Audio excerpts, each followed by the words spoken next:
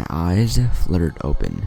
The bright light sent daggers of pain into my head, so I squeezed my eyes shut again, feeling a pounding headache develop.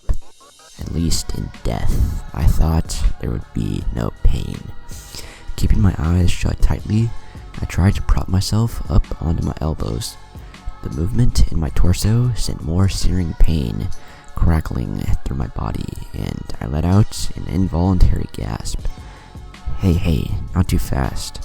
The voice was close to my ear, and I felt soft hands gently lower me back down.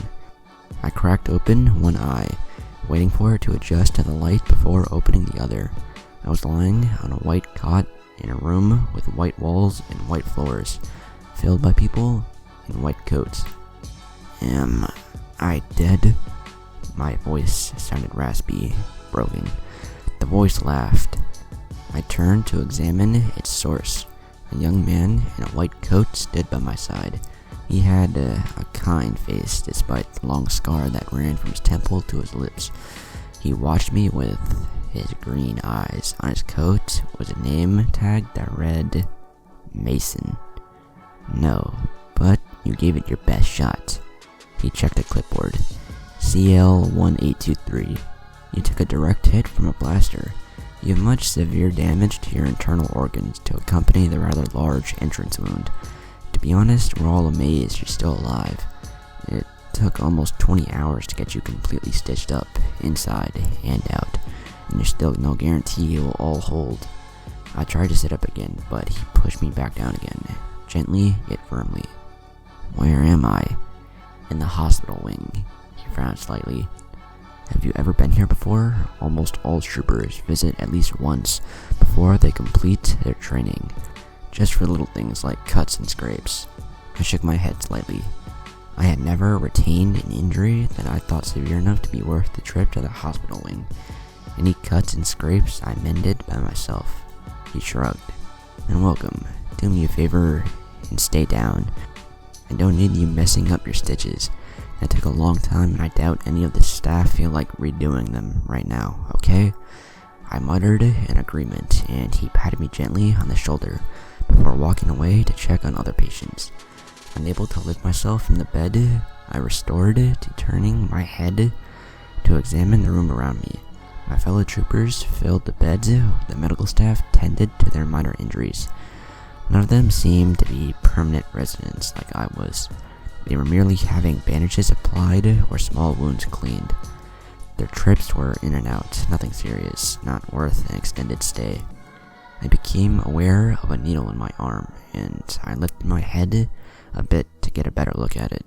A clear fluid was being pumped into my veins from a pouch on the stand. I flexed my arm suddenly, conscious of the needle piercing my skin at the bend in my elbow. I glanced around, trying to make eye contact with the nurse. When I finally did, she approached with a smile. How are you feeling? I ignored her question. What's in my arm? It's a mild pain reliever and anti-infection serum. It's taking the tip of the pain off so you can rest comfortably, but not too much so we can tell if something is wrong. And it's also keeping your wounds clean and free from infections, because that would complicate things even further, and with you, that's the last thing we need right now. She gives a small smile, which I do not return. How long have I been here? She checked my chart. Well, including the time it took for your very extensive surgery, you've been here for almost 4 days. Your body went into self-healing mode and shut down for about 72 hours, which is probably the reason you're alive. I mentally did some math. My heart dropped, sitting up quickly. I tore off the covers of my bed. I'm late. My second mission leaves any second, and The nurse placed her hand on my shoulders and pressed me back down into the bed, just as Mason had. Your squadron leader has already been notified that you will not be participating in today's mission, she informed me gently. You will stay here until you are completely recovered, and then you'll go through some basic training to regain your strength before you are readmitted into the trooper program. I stared at her, struggling to register the meaning of what she had said. Extensive surgery, hospital time, physical therapy, Such thorough care for a single trooper was unheard of. Something was wrong. "Nurse," I choked out finally. "Why am I here? Why am I alive? Troopers sustaining major wounds like mine aren't usually brought along for the trip home." There was some bitterness behind my words. She pressed her lips together, looking conflicted. "I don't know," she uttered at last. "You are an unusual case, that's for sure." I lowered myself numbly onto the cot, feeling the soft cushion behind my head. I closed my eyes, feeling defeated. I shouldn't be alive. The nurse left without another word. A small pinch in my abdomen alerted me that something's wrong. I opened my mouth to call the nurse back, but was interrupted by a searing pain blooming in my stomach. I arched my back involuntarily, my fingers scratching down rapidly at my stitches through my hospital gown. Noticing my sudden change in condition, Mason swore loudly and rushed to my bedside from across the room. "Bed 17, code blue," he called out, fumbling with a small jar of clear liquid. He quickly filled a syringe with its contents and injected it into the line going into my arm.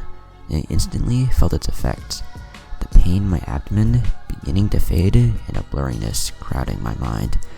Mason detached my bed from the wall and quickly wheeled me through the double doors and into the next room. Around me, other nurses and doctors abandoned their patients to accompany us, barking out orders to others. I watched them through a drug-induced haze, curious as to what their muffled instructions were for. "When I tell you to stay down, you stay down, damn it," Mason sighed, wheeling me into yet another room. My vision was starting to blur, the medication taking effect. "Now you get another surgery because you didn't listen." I sleepily mumbled an apology, enjoying how the pain in my stomach had been erased completely, replaced by a comforting numbness and grogginess.